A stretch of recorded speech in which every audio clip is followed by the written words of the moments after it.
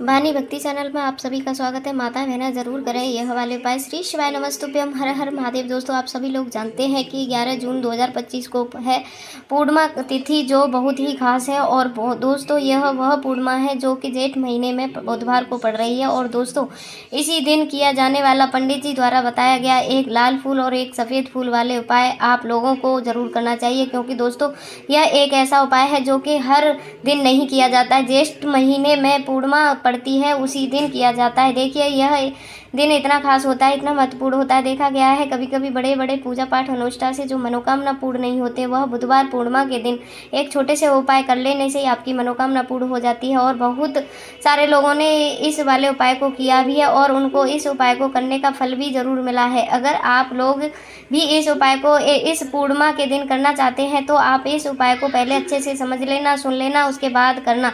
आपको इस उपाय का फल ज़रूर मिलेगा, आपकी सभी मनोकामना पूर्ण हो जाएंगी। दोस्तों, हम आपके यहाँ पर बता दें कि यह जो एक लाल फूल और एक सफ़ेद फूल वाला उपाय है, यह उपाय पंडित जी ने अपनी अभी की किसी और की कथा में ही बताया है। और इस उपाय को करने से आपके घर में चाहे किसी भी प्रकार का दुख और समस्या क्यों ना चल रही हो, आपको उसका कारण भी नहीं पता है कि भाई यह समस्या किस कारण से चल रही है। उसका कुछ भी कारण हो सकता है, जैसे पितृदोष हो सकता है या किसी भी तरह का मंगल दोष भी हो सकता है, और भी बहुत तरह के दोष होते हैं, कुछ भी हो सकता है। पर आपको इस उपाय को करने के लिए अपने दोषों को पता लगाने की ज़रूरत नहीं है। तो आपके घर में किसी कारण से कितनी दुख और परेशानियां आ रही हो, वह भी आपको पता लगाने की ज़रूरत नहीं है। बस पूर्णिमा के दिन इस वाले उपाय को कर लेना है, क्योंकि इसी एकमात्र उपाय को करने से आपके पूरे परिवार में सुख और शांति हो जाएगी। आपके घर में अच्छे अच्छे काम होने लगेंगे, आपकी जो भी मनोकामना होगी वह भी धीरे धीरे परिपूर्ण होने लगेगी, शुरू हो जाएगी। अब हम समझाते हैं एक लाल फूल और एक सफ़ेद फूल वाले उपाय को आपको करना कैसे है, किसको करना है, किस समय करना है और कैसे करना है। उपाय आसान है, बस समझने वाली बात है, इसीलिए ध्यान से सुनना। इस वाले उपाय को करने के बाद ही आप लोग कर सकते हैं। इस वाले उपाय को ज़रूर कर लीजिएगा। सबसे पहली चीज़ हम लोग यह समझाते हैं कि इस एक लाल फूल और एक सफ़ेद फूल वाले उपाय को इस आने वाली पूर्णिमा के दिन किसको करना है। तो देखिए, इस उपाय को घर में से कोई सदस्य में से करने की बिल्कुल भी ज़रूरत नहीं है। घर में से कोई एक मुखिया बड़ा सदस्य भी इस वाले उपाय को करेगा तो घर की परिवार के सभी सदस्यों को इसका उपाय का फल ज़रूर मिलेगा। वह बड़ा सदस्य कौन होगा व्यक्ति इस उपाय को करने का, तो देखिए हम आपको बता दें, घर की जो बड़ी माता बहना होती हैं, घर की बड़ी माता बहनों में से कोई भी एक माता बहन इस वाले उपाय को कर सकती है। अपने पूरे परिवार के लिए घर की सभी सदस्यों को उपाय करने की ज़रूरत नहीं है। मात्र घर की जो बड़ी माता बहनाएं होती हैं उसमें से एक माता बहना इस वाले उपाय को करेगी, उसके परिवार के पूरे सदस्यों को इस उपाय का फल मिलेगा। अगर किसी कारणवश माता बहनाएं उपस्थित ना हो, इस वाले उपाय को ना कर पा रही हो भाई, उसे भी फिर उस घर का कोई बड़ा व्यक्ति भी कर सकता है। माता बहनों के कहने का मतलब यह था कि माता बहना घर की लक्ष्मी होती हैं। जब घर की लक्ष्मी कोई उपाय करती है तो निश्चिंत सी भगवान शिव जी बहुत जल्दी प्रसन्न होते हैं और उपाय का फल में बहुत जल्दी और बड़ा होकर के भी यहाँ पर देते हैं। तो आप लोग यह बात समझ गए हैं। अब हम यह बात समझाते हैं कि इस वाले उपाय को हमें करना किस समय है। एक लाल फूल और एक सफ़ेद फूल वाले उपाय को हमें पूर्णिमा के दिन करना किस समय है। तो देखिए, इस उपाय को करने का जो समय है, सुबह का समय भी है और शाम का समय भी है। अब देखिए, यहाँ पर हम मुख्य रूप से सुबह का समय नहीं बोलेंगे, क्योंकि देखिए यह जो पूर्णिमा तिथि है और आप सभी लोग जानते हैं पूर्णिमा के दिन का प्रदोष काल का मतलब शाम का जो समय होता है ना, इस दिन भगवान शिव जी का सबसे प्रिय दिन होता है। तो आप लोग इस एक लाल फूल और एक सफ़ेद फूल वाले उपाय को सुबह के समय भी कर सकते हो और शाम के समय भी, प्रदोष काल में भी कर सकते हो। सुबह के समय अगर कर रहे हो तो 10 या फिर 11 तक भी अगर उपाय करोगे तो भी आपको उपाय का फल मिलेगा। आइए जान लेते हैं। वहीं अगर शाम के समय की बात कर रहे हो तो इस शाम के समय का ध्यान रखना कि शाम के 6 बजे से लेकर 7 के बीच में अगर आप इस उपाय को कर रहे हो तो बिल्कुल कर लेना, पूरी कोशिश करना। अगर किसी कारणवश इस उपाय समय के बीच में ना कर पाओ तो रात 8 बजे तक भी अगर आप को करोगे तो आपको उपाय का फल ज़रूर मिलेगा। यह बात आपको समझ आ गई कि आप इस उपाय को सुबह और शाम दोनों समय कर सकते हो। मतलब करना आपको एक ही बार है, पर घर में से किसी एक बड़े व्यक्ति को करना है, पर एक ही बार इस उपाय को करना है दोस्तों, समय नहीं करना है। आपको समझ आ गया, आप इस वाले उपाय को कर सकते हो। तो चलिए जान लेते हैं इस विशेष उपाय के बारे में। लेकिन उससे पहले जो भी हमारे प्यारी बहनाएं भाई हैं चैनल पर नए आए हुए हैं, अगर आप भी महादेव के सच्चे भक्त हैं तो वीडियो को लाइक करें और चैनल को सब्सक्राइब कर लेना और कमेंट बॉक्स में हर हर महादेव ओम नमः शिवाय लिख देना। अब सबसे महत्वपूर्ण बात आती है कि इस उपाय को हमें करना किस लिए है, किस हमें अभी आपसे बोला कि इस उपाय को करने के बाद आपके जीवन में बहुत सारी खुशियां आएंगी, आपकी मनोकामना पूर्ण होगी, आपकी धन की समस्या दूर होगी, आपकी पैसों की समस्या दूर होगी। अब देखिए, अगर आप लोग सोच रहे हैं कि भाई हमें अपना घर बनाना है, घर बनाने के लिए पैसे नहीं है, अगर ऐसी ही दिक्कत परेशानियां, किसी भी तरह की धन से जुड़ी हुई समस्या, पैसों से जुड़ी हुई समस्या अगर आपके जीवन में चल रही है तो यह उपाय निश्चित ही आपके लिए बहुत सारे फल लाकर दे सकता है। इसीलिए अगर आपके घर में बहुत ज़्यादा दिक्कत, समस्या, परेशानियां चल रही हैं, धन से जुड़ी समस्या, पैसों से जुड़ी धन इसकी बहुत ज़्यादा कमी आ गई है, पैसों की बिल्कुल आवगत नहीं हो रही है, तो आप लोगों को इस वाले उपाय को ज़रूर करना चाहिए। घर में से किसी एक बड़े मुखिया व्यक्ति को करना चाहिए। अब इस उपाय में करना क्या है वह सबसे पहले हम लोग जान लेते हैं। उपाय की सामग्री हम लोग सबसे पहले जान लेते हैं कि इस उपाय में किस किस चीज़ों की आवश्यकता पड़ती है। तो देखिए, उपाय का नाम तो एक लाल फूल और एक सफ़ेद फूल वाला उपाय है। इस उपाय में कुल मिलाकर एक सामग्री हमें करने वाली है जो कि पंडित जी ने खुद सीहोर वाली कथा में बताया है, और जो हम आपको उपाय बताते हैं वह पंडित जी द्वारा दिए गए बताते हैं, अलग से हम कुछ भी नहीं बताते हैं। तो यहाँ पर हम लोग समझाते हैं कि इस वाले उपाय की सामग्री क्या है। तो देखो, उपाय की जो सामग्री है वह 4 सामग्री है, जिसमें से सबसे पहले सामग्री एक बेलपत्र। देखो, बेलपत्र क्या होती है, बेलपत्र जो शिवलिंग पर चढ़ती है। दूसरी चीज़ है एक समीपत्र, समीपत्र शिवलिंग पर ही चढ़ता है। तीसरी चीज़ है दोस्तों एक लाल फूल, जो उपाय का नाम है, जो एक यहाँ पर आपको लाल फूल लेना है। अब यह लाल फूल कौन सा लेना है, देखिए, शिवलिंग के ऊपर जो लाल फूल चढ़ता हो उसमें कोई भी एक लाल फूल पसंद कर लेना और वहाँ तोड़ करके खरीद करके ले आना, उसमें लाल फूल और उपाय में प्रयोग कर लेना। उसके बाद में एक सफ़ेद फूल का विशेष रूप से ध्यान रखना, जो सफ़ेद फूल शिवलिंग पर चढ़ता हो सिर्फ वही सफ़ेद फूल लेकर आना, उसके अलावा कुछ मत लेकर आना। लेकिन केतकी का मत ले आना। तो एक मात्र में ही आपको यह चारों सामग्री चाहिए, एक बेलपत्र, एक समीपत्र, एक लाल फूल और एक सफ़ेद फूल। यह चारों सामग्री आप लोग तैयार करके रख लें। प्रदोष काल में या सुबह के समय जब भी आप इस उपाय को कर रहे हैं, जैसे कि आपके उपाय की सामग्री तैयार हो जाती है, तो क्या हम सिद्ध उपाय को करने के लिए इन चारों सामग्रियों को लेकर उपाय करने के लिए जा सकते हैं। नहीं तो यहाँ पर आपको इस बात का ध्यान रखना है कि हम भगवान शिव जी के प्रसन्न करने के लिए तो जा रहे हैं, हम अपनी मनोकामना को पूर्ण करवाने के लिए तो जा रहे हैं, पर हमें यह दर्शाना बिल्कुल भी नहीं है कि हम सिर्फ अपने फ़ायदे के लिए आए हैं, भगवान शिव जी के मंदिर में आए हैं। इसीलिए हम इस उपाय को करने के साथ साथ में भगवान शिव जी की पूजा अर्चना के लिए कुछ सामग्री भी ज़रूर लेकर जाएंगे। जैसे कि सुबह के समय अगर आप उपाय करोगे तो इस एक लाल फूल और एक सफ़ेद फूल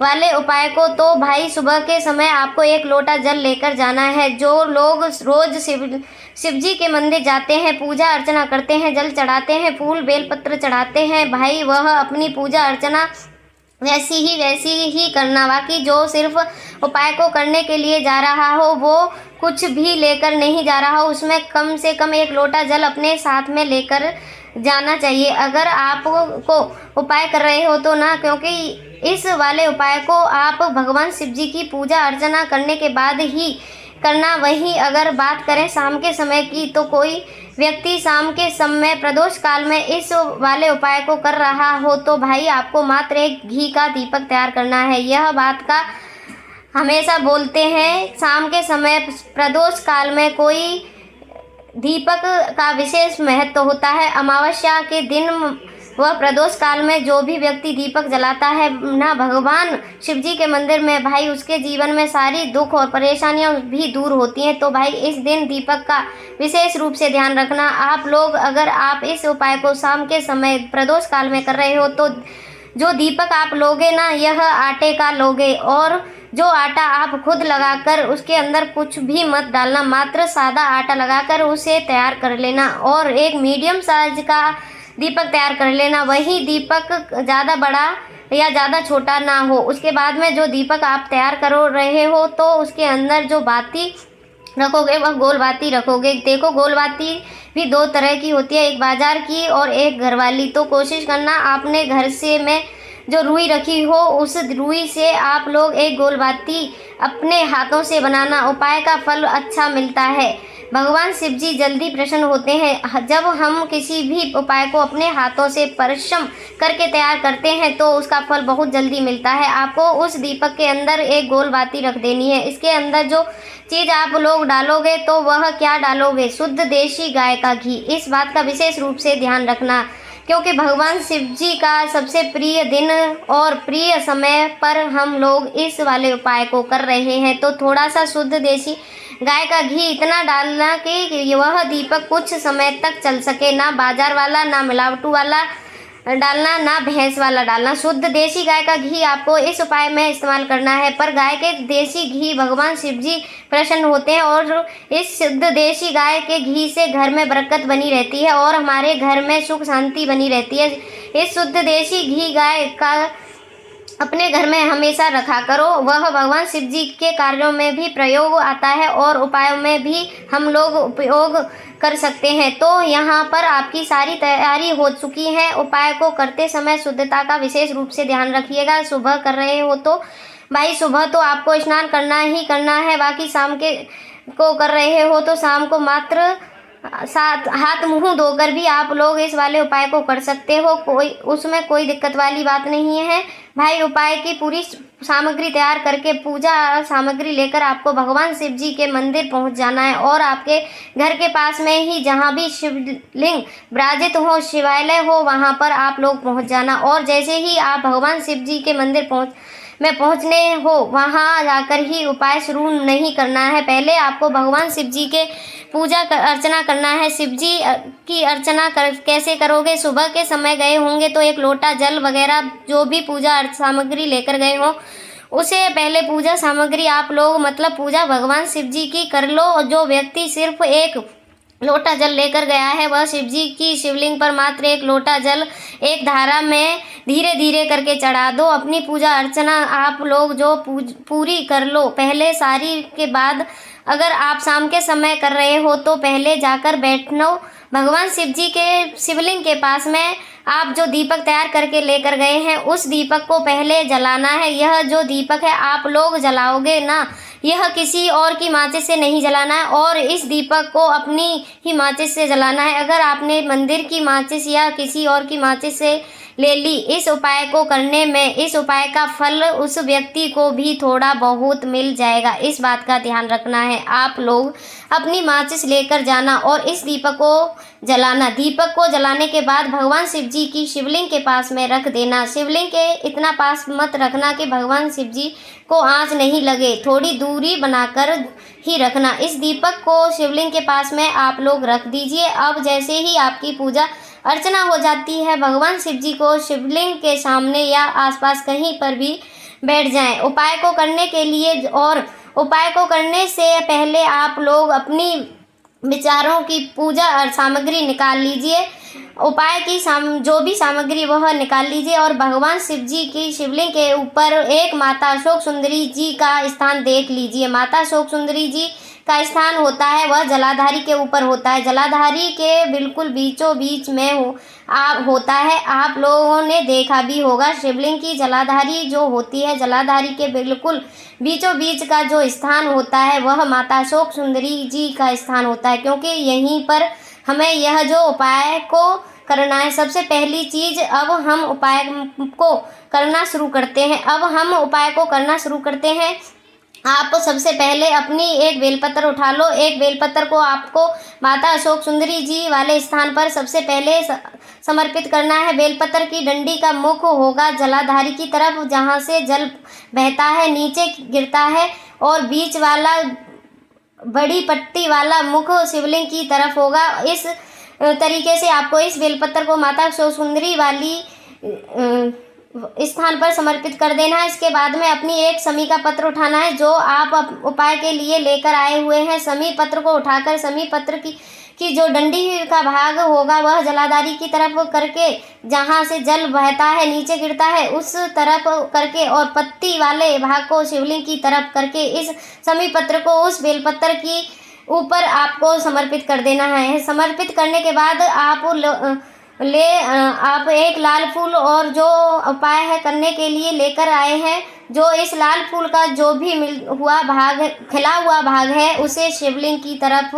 चढ़ाओगे। उसकी जो डंडी का भाग होता है उसे आप जलाधारी की तरफ करोगे। बाकी जो पीछे का भाग होगा फूल का वहीं जलाधारी की तरफ, जहाँ से जल बहता है नीचे गिरता है उस तरफ होगा। आखिर में आपका जो एक सफ़ेद फूल बचा हुआ है, इस सफ़ेद फूल को भी आपको लेना है, और सफ़ेद फूल का जो भी खिला हुआ भाग होगा वह शिवलिंग की तरफ होगा, जहाँ पर शिवलिंग रखा हुआ है उस तरफ होगा, और डंडी का भाग होगा जलाधारी जैसे पीछे की तरफ जाएगा। मतलब जो जहाँ से जल बहता है नीचे गिरता है। जब आप लोग यह एक बेलपत्र, एक समी पत्र और एक लाल फूल और एक सफ़ेद फूल चढ़ा देते हो, उस समय आप लोगों को कंटा भगवान कांता चक्र का नाम लेते हुए इस उपाय को करना है। भगवान शिव जी और नारायण जी का स्मरण करते हुए इस उपाय को आपको करना है। तो अभी ये एक बेलपत्र, समी पत्र, लाल फूल, कहीं भी जो मुख हो, समस्या परेशानियां चल रही हो, अपनी वह दुख और परेशानियां भगवान शिव जी से उपाय को पूरा करने बाद वहीं पर पास में बैठ देना है। हाथ जोड़कर आंखें बंद कर अपनी परेशानी और शिव जी ओम श्री शिवाय नमस्तुभ्यम इस मंत्र का जाप करते रहना है। तो आज हमने इस वीडियो में कुछ उपाय बताए हैं जो आपको करने हैं। यह उपाय पंडित जी ने बहुत ही चमत्कारी उपाय बताया है। आज हमने आपको वीडियो के माध्यम से आप तक पहुंचा रहे हैं। इस उपाय को आप भगवान शिव जी के मंदिर में जाकर कर रहे हो तो, और जो भी हम उपाय भगवान शिव जी के मंदिर में करते हैं हमें उसका उपाय बहुत ही जल्दी और बड़ा होकर मिलता है। तो दोस्तों, आपको यह वीडियो कैसी लगी? अगर आपको वीडियो अच्छी लगी हो तो वीडियो को लाइक करें और अपने चैनल वाणी भक्ति चैनल को सब्सक्राइब ज़रूर कर लेना। और आपका दिन मंगल हो, आप पर भगवान शिव जी की कृपा बनी रहे। मिलते हैं नेक्स्ट वीडियो में नई जानकारी, नए उपाय, अच्छे विचारों के साथ। तब तक के लिए दोस्तों, हर हर महादेव, जय महाकाल।